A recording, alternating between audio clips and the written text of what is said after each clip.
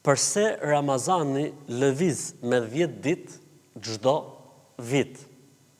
Ramazani lëviz me 10 ditë çdo vit sepse muslimanët agjërojnë sipas kalendarit hënor lunar, i cili është 355 ditë, ndërsa kalendari solar diellor është 365 ditë, e si pasojë kjo diferencë prej 10 ditësh është edhe lëvizja e Ramazanit në 10 ditë. Mirë po, ka dhe një gjë tjetër shumë interesante puna e kësaj lëvizje, sepse njerëzit e shijojnë Ramazanin në të gjitha stinët e vitit.